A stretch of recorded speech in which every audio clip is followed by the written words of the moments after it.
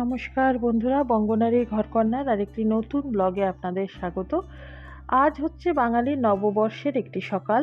আর নববর্ষের দিনে আমার বঙ্গনারী ঘরকন্নার পরিবারের সকল সদস্যদের জানাই আন্তরিক প্রীতি এবং শুভেচ্ছা, আর বড়দের পায়ে আমার প্রণাম জানিয়ে আজকে আমার এই ব্লগটা শুরু করছি। সারা বছর আপনাদের খুব ভালো কাটুক, আপনারা খুব আনন্দে কাটান, এই কামনা করে আজকে আমার ব্লগটা শুরু করছি। অনেক দিন আমি বিভিন্ন কিছু কারণের জন্য ব্লগ দিতে পারিনি, সেজন্য খুব দুঃখিত। তো আজকে সকালে আমরা এটা অনেক দিন থেকেই ভাবছিলাম যে আমরা এই জায়গাটাতে যাব, কিন্তু বিশেষ কারণের জন্য হয়ে উঠছিল না। তো আমরা দুদিনের মধ্যেই ঠিক করেছিলাম যে নববর্ষের দিন বাড়িতে না থেকে বাংলার নববর্ষের দিন প্রথম দিন আমরা কোথাও বাইরে চলে যাব।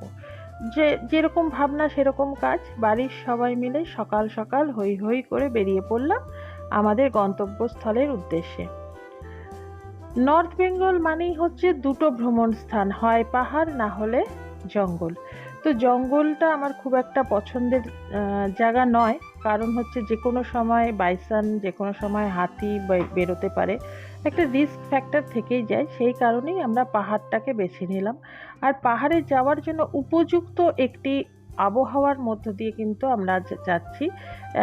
না কোনো রকম বৃষ্টি নেই, মেঘ নেই, কিছু নেই, রোদ আছে। তো এই সময়টা পারফেক্ট ওয়েদার পাহাড়ে যাওয়ার জন্য। তো এখন আমি আপনাদের এটাই বলিনি যে আমরা কোথায় যাচ্ছি, সেজন্য এবার বলে দিই যে আমরা এবারে গন্তব্যস্থল হচ্ছে আমাদের মিরিক। আমার বাসস্থান যেহেতু জলপাইগুড়িতে, আমি যেহেতু জলপাইগুড়িতে থাকি, তো জলপাইগুড়ির থেকে মিরিকে যেতে লাগে 3 ঘন্টা। কিন্তু আমাদের সেক্ষেত্রে একটু দেরি হবে, মানে এই 3.5 ঘন্টার মতন হবে, কারণ আমরা ব্রেকফাস্টটা বাড়ি থেকে না করে এসে বাইরেই করে নিয়েছি। এটাই আমাদের প্ল্যানের মধ্যেও কিন্তু ছিল। আপনারা দেখতে পাচ্ছেন এখানে সিকিউরিটি গার্ডরা চেক করছে। আসলে আমরা সবাই জানি যে সামনে একটি ভোট আছে, সামনে ভোটের জন্য সিকিউরিটিটা বাড়ানো হয়েছে। যাই হোক, তো সেখান থেকে আমরা ক্লিন চিট পেয়ে গেলাম এবং আমরা আস্তে আস্তে আমাদের গন্তব্যের দিকে কিন্তু এগিয়ে চলেছি। মিরিকে বহু বছর আগে আমি গিয়েছিলাম, তখন কিন্তু অনেকটাই আন্ডার ডেভেলপড ছিল, কিন্তু তারপরে আমি অনেক জায়গায় পড়েছি, জেনেছি যে মিরিক অনেক ডেভেলপড হয়ে গেছে। তো ডেভেলপড হওয়ার পরে আর যাওয়া হয়ে ওঠেনি। তো সেই কারণেই এবার কিন্তু আমাদের গন্তব্যস্থলটাকে ঠিক করলাম, মিরিকেই যাব। মিরিক কিন্তু যেমন দার্জিলিংয়ে পর্যটকদের প্রচুর পরিমাণে ভিড় হয়, সেই একসাথেই কিন্তু আবার মিরিক দেখার জন্য বা কালিম্পং দেখার জন্য পর্যটকদের কিন্তু ইকুয়ালি ভিড় হয়। তার কারণ হচ্ছে যে মিরিকের সৌন্দর্য ভ্রমণ পিপাসুদের মানচিত্রে নিজের একটি খুব ভালো জায়গা করে নিয়েছে, প্রতিষ্ঠিত জায়গা করে নিয়েছে। তার কারণ হচ্ছে মিরিকের ওয়েদার, মিরিকের ন্যাচারাল বিউটি, আর যাতায়াতেরও একটা খুব মানে যেটা বলা হয় যে সুব্যবস্থা, সেই সুব্যবস্থাটাও আছে। সেই কারণে মিরিকে কিন্তু পর্যটকদের বেশ ভিড় ইদানিং হচ্ছে। আর মিরিকের পর্যটক স্থলটা কিন্তু গড়ে উঠেছে মিরিকের লেকটাকে ভিত্তি করে। মিরিকটাই গড়ে উঠেছে ওই একটা লেকের ওপরে বেস করে, আর সেই লেকটার নাম হচ্ছে সুমেন্দু লেক। মিরিকের প্রধান আকর্ষণটাই কিন্তু ওই লেকটা, আর ওই লেকের মধ্যে বোটিংও করা যায়। কিন্তু যেহেতু আমরা ওখানে নাইট স্টে করবো না, সেজন্য আমরা বোটিংয়ের কোনো রকম কিছু মানে মাথায় নেই। আমরা বোটিংয়ে করতে ইচ্ছেও নেই বোটিংয়ের জন্য, কারণ অনেকটা সময় লেগে যাবে। আর পাহাড়ি এরিয়ায় যেহেতু যাচ্ছি, সেজন্য আমরা সবসময় চেষ্টা করব যে বিকেল থাকতে থাকতেই বেরিয়ে পড়া, মানে 5টা 5:30টায়। সামনে দেখতে পাচ্ছেন অনেকগুলো ট্যুরিস্ট গাড়ি যাচ্ছে, হয়তো কলকাতা বা বাইরে থেকে এসছেন ওনারাও দেখতে যাচ্ছেন মিরিক।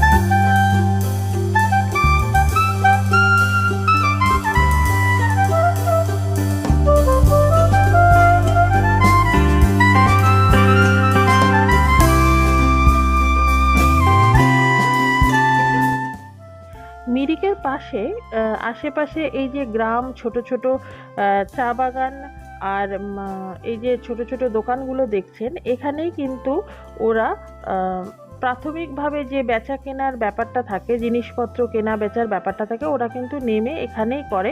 তারপরে যখন ওদের অনেক কিছু বেশি পরিমাণে প্রয়োজন হয় তখন ওরা নেমে যায় শিলিগুড়ির জন্য। শিলিগুড়ি থেকে ওরা সেটা কিনে তারপরে ওদের নিজেদের প্রয়োজনটাকে মেটায়। আর দেখতেই পাচ্ছেন কি সুন্দর ঢালুভাবে নেমে এসেছে, পাহাড়ের গা বেয়ে নেমে এসেছে চা বাগান। আর আমরা সবাই জানি যে দার্জিলিং বা সিকিমের যে কোনো চা, লোপচু, এগুলো বিশ্বের দরবারে নিজের একটি প্রতিষ্ঠিত জায়গা করে নিয়েছে। তার কারণ কেন জানেন? কারণ হচ্ছে যে কোনো চা বাগান প্লেন এরিয়ায়, সমতল ভূমিতে যতটা না ভালো হয় তার থেকে অনেক বেশি ঢালু জায়গায় ভালো হয়। তার কারণ হচ্ছে চা বাগান যদি ভালো করতে হয় তাহলে সেখানে জল দাঁড়ানো যাবে না। যদি জমিতে জল দাঁড়িয়ে যায় তাহলে সেই জায়গাটাতে কিন্তু চা গাছ হয় ঠিকই, কিন্তু সেখানে সেই স্মেলটা পাওয়া যায় না। আর সেই কারণেই কিন্তু পাহাড়ি এরিয়ার চায়ের স্মেলটা মারাত্মক সুন্দর হয়। এই কারণেই কিন্তু দার্জিলিং বলুন, লোপচু বলুন, টেমি বলুন, এই চাগুলোর কিন্তু আলাদাই একটা স্বাদ বা গন্ধ অতুলনীয়।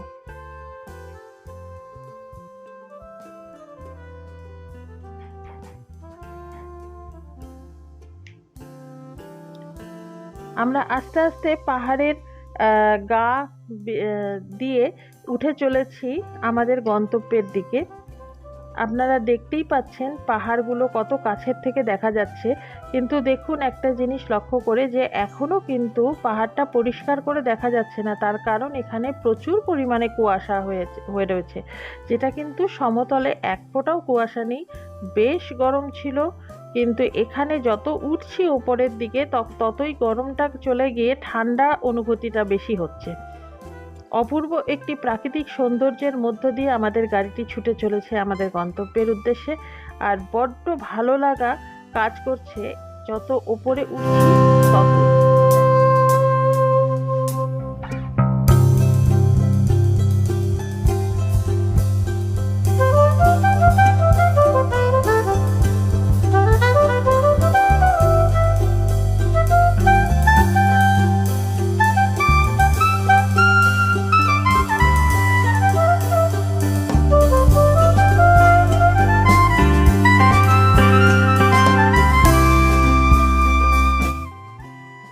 মিরিকের আরেকটি জিনিস আমি আপনাদের সাথে শেয়ার করছি, যে মিরিকটি যে লেকটা আছে বা মিরিকের যে সৌন্দর্য আছে সেটা তো সমস্ত ধরনের দিক থেকেই বললাম, কিন্তু আরেকটা জিনিস আপনাদের বলা হয়ে ওঠেনি, যেটা পাইন, তারপরে ফার ওক, এই গাছের সমারোহের মধ্যে কিন্তু লেকটা বিরাজমান আজও।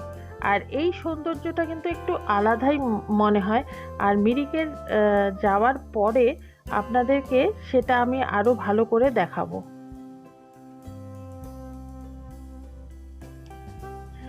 আমরা মাঝখানে একটু দাঁড়িয়ে পড়লাম, কারণ হচ্ছে সবাই এখানে দাঁড়িয়ে পড়েছি, কারণ একটু গাড়িটাকে রেস্ট দেওয়ারও দরকার আছে ইঞ্জিনটাতে।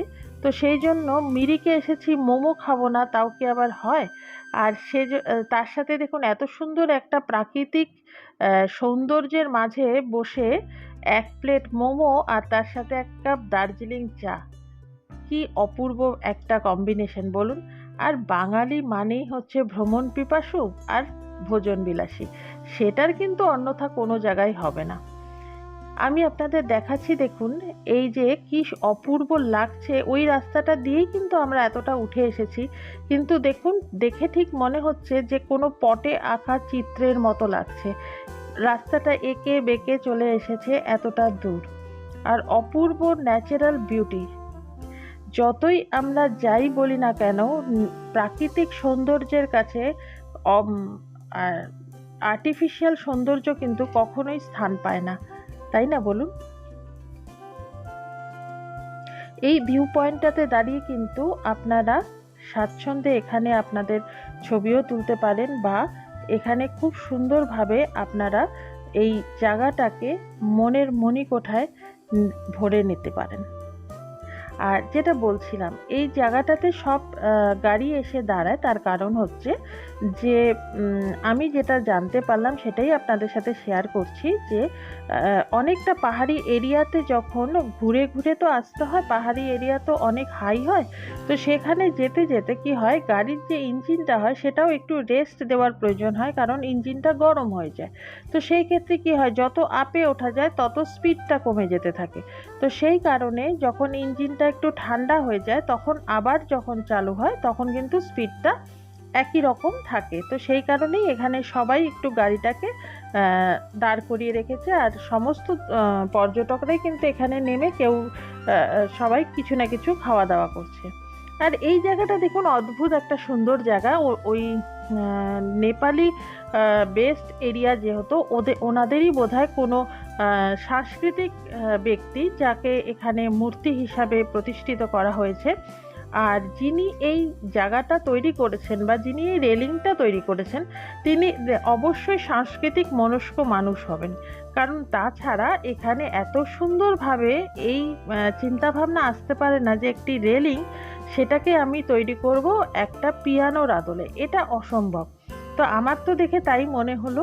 আপনাদের এই জায়গাটা কেমন লাগলো আর এই রেলিংটার সম্বন্ধে আপনাদের কি মতামত সেটা অবশ্যই কমেন্ট করে জানাবেন।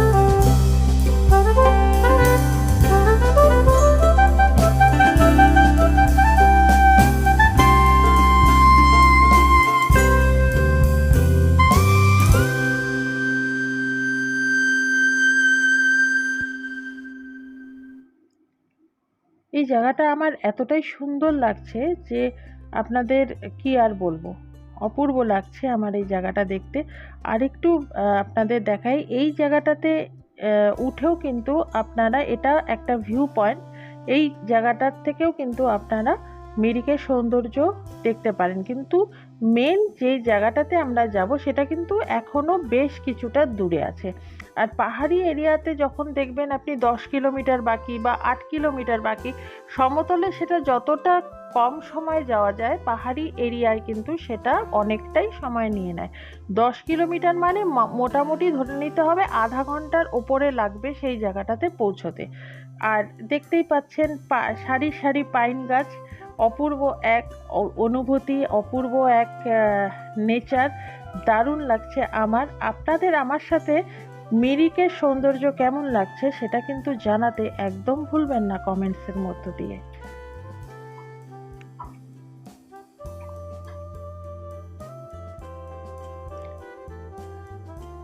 অবশেষে আমরা মেন স্পটে চলে আসলাম। আর পার্কিং লটটা দেখছেন কি ভিড়, তার মধ্যেই একটা জায়গায় আমাদের ড্রাইভার গাড়িটা রেখে দিল। আর প্রচুর ভিড়, প্রচুর পর্যটকদের আগমন আজ হচ্ছে, কারণ বুঝতেই পারছেন বাঙালির আজকে নববর্ষের দিন, সেজন্য সবাই একটু বাইরে বেরোনোর ইচ্ছে তো থাকেই সবার। তো এই যে এই লেকটা কিন্তু এর আগে আমরা দেখিনি এসে, এই লেকটা কিন্তু নতুন দেখছি। তো এই লেকটাকে একটু সামনে গিয়ে দেখার ইচ্ছে আছে, দেখি কোনোভাবে নেমে এই লেকটার সামনে যাওয়া যায় কিনা। এই লেকটাতেই মাছগুলো দেখেছিলাম না ওই দিকের লেকটাতে দেখেছিলাম সেটা সত্যি ঠিক মনে নেই, কারণ অনেক বছর আগে এসেছিলাম তো অতটা ঠিক মনে করতে পারছি না। তো চলুন দেখি এই লেকটার মধ্যে মাছ দেখা যায় কিনা।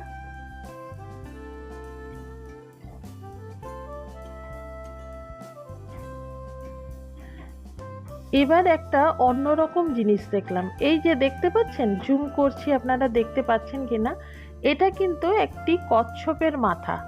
এখানে মাছ দেখা যাচ্ছে না, কিন্তু এই লেকটার মধ্যে অনেক কচ্ছপ আছে। সামনেই একটা কচ্ছপকে আমি দেখতে পেলাম, আর সেজন্য সেই কচ্ছপের মাথাটাকে আমি জুম করলাম যাতে আপনারাও আমার সাথে দেখতে পারেন।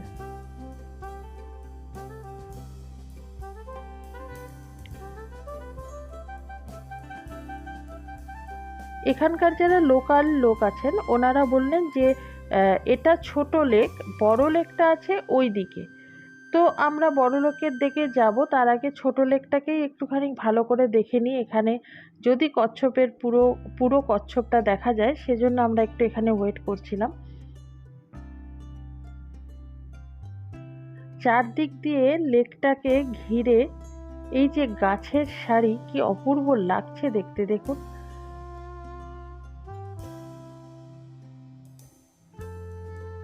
ওখান থেকে বেরিয়ে চলে আসলাম, আর এখানে দেখলাম একটা নতুন পার্কের মতন করেছে। মানে এখানে ঢুকে এদিক দিয়ে ঢুকলে আর অন্য দিক দিয়ে বেরিয়ে হচ্ছে মেন লেকের কাছে যাওয়া যায়। পার্কটার ভেতরটা কি অপূর্ব সুন্দর করে সাজিয়েছে দেখুন, নানান রঙের ফুলের সমারোহে অপূর্ব লাগছে দেখতে। বিভিন্ন ধরনের সাকলেন্সে ভরে রয়েছে পার্কটা। এটাকে মনে হয় ওরা ফ্লাওয়ার গার্ডেন হিসেবেই তৈরি করেছে। কি অপূর্ব সব ফুলের সম্ভার। এই ফুলগুলো পাহাড়ি এরিয়াতেই কিন্তু দেখা যায়, প্লেন্সে কিন্তু খুব কম দেখা যায়। আর সাকলেন্সগুলো এত সুন্দর লাগছিল দেখতে যে কি আর বলবো।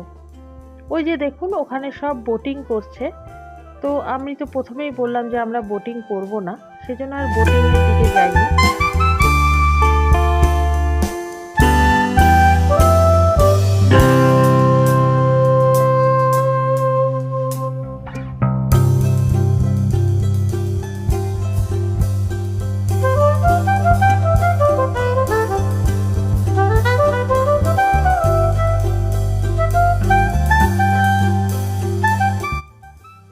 লেকটার পাশ দিয়ে হাঁটতে হাঁটতে চলে আসলাম সেই ব্রিজটিতে।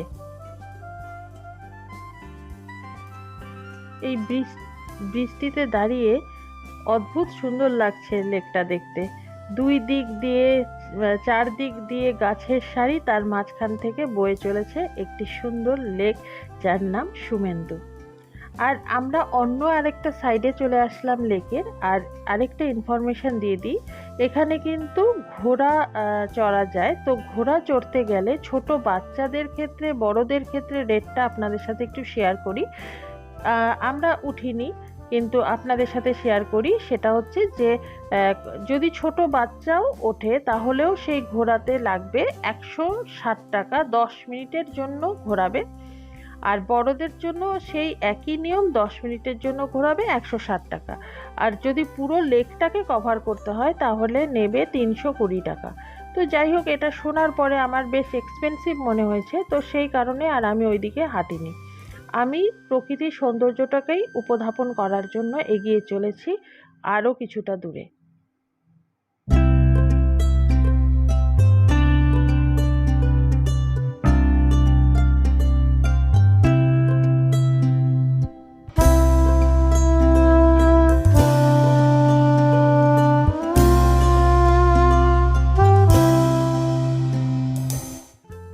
এখন যেখানে চলে এসেছি এটা একটি মন্দিরের বাইরের গেট।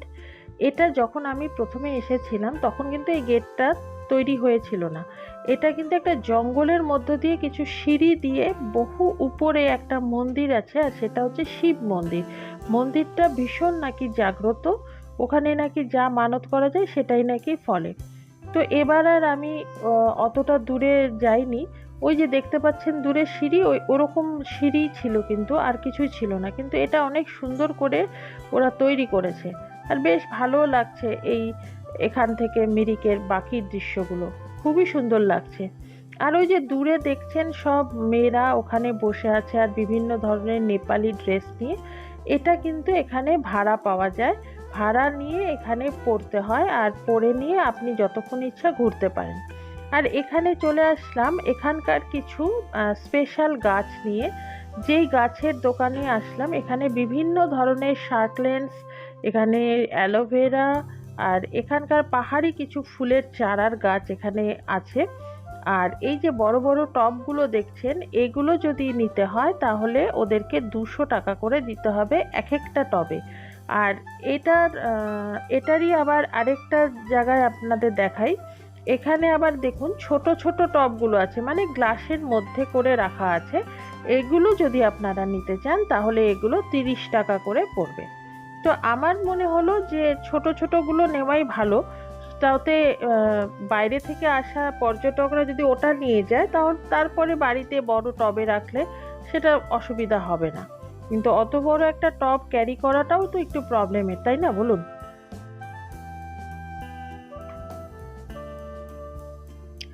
এই যে এই ড্রেসগুলো দেখছেন, যে এই ড্রেসগুলোই কিন্তু এখান থেকে ভাড়া দেওয়া হয়, আর ভাড়াটা হচ্ছে 50 টাকা করে নেওয়া হয়।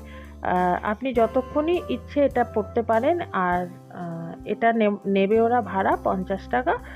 আর এখানে তার সাথে কিন্তু এই অর্নামেন্টসগুলো পরিয়ে দেবে, মানে টোটাল একটা নেপালি মেয়ের যা ড্রেস হয় সেটা কিন্তু আপনাদের পরিয়ে দেবে। আর এটা যে দেখছেন এটাকে বলা হয় খুকরি।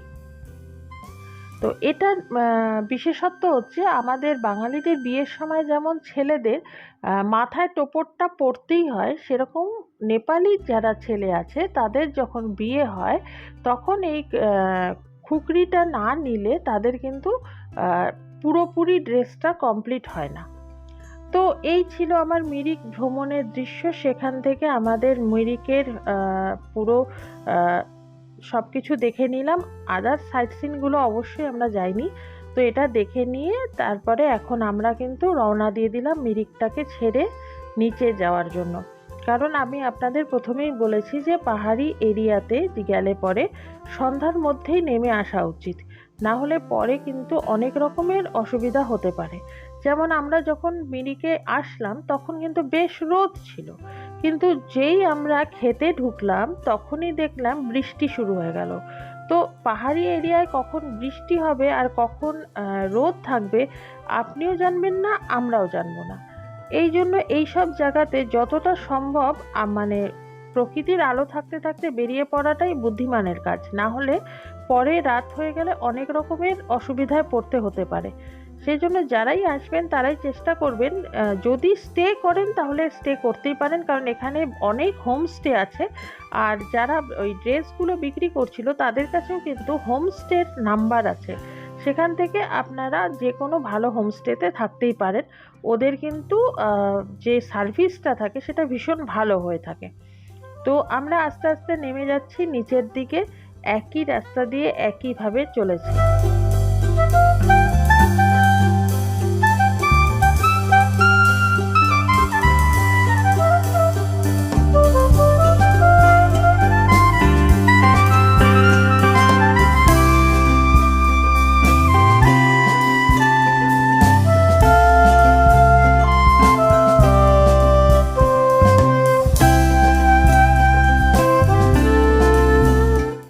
এবারের মতো মিরিকের ঘোরাটা শেষ হলো।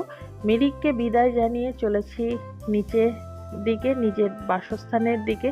কারণ হচ্ছে যে সন্ধ্যা হয়ে আসছে, আর আবার কবে আসবো জানি না। ওখান থেকে চলে আসলাম একটি মলের ভেতরে, কারণ আমরা যখনই পাহাড় থেকে নেমে আসলাম কি মানে কি যে ঝড় হচ্ছিল আর কি যে বৃষ্টি, তার সাথে মানে বাজ পড়ছিল, আপনাদের বলে বোঝাতে পারবো না। সেই জন্য আমরা সিকিউরিটির জন্য আমরা ঢুকে পড়েছি একটা মলের ভেতরে। আর মলটাও দেখুন কি সুন্দর করে সাজিয়ে রেখেছে নববর্ষের দিন বলে। বাঙালিয়ানা কাকে বলে, বাঙালিয়ানার পুরো সম্ভার দিয়ে মলটাকে সাজিয়ে রেখেছে। আর বাঙালিদের যেটা অ্যান্টিক কালেকশন সেটা হচ্ছে লণ্ঠন। এটা বিভিন্ন ধরনের লণ্ঠন আজকাল দেখতে পাওয়া যায়, কিন্তু এই লণ্ঠনের ইম্পর্টেন্সই কিন্তু একটা সময় প্রচুর ছিল, যখন আমাদের সবার বাড়িতে লাইটের কানেকশান ছিল না, বা সেই রকম একটা ডেভেলপমেন্ট ছিল না সেই সময়টার জন্য।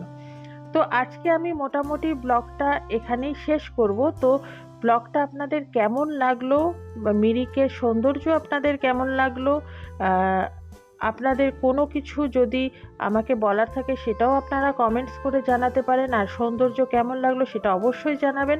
যদি ভালো লাগে একটা লাইক সাবস্ক্রাইব করে দেবেন। টাটা।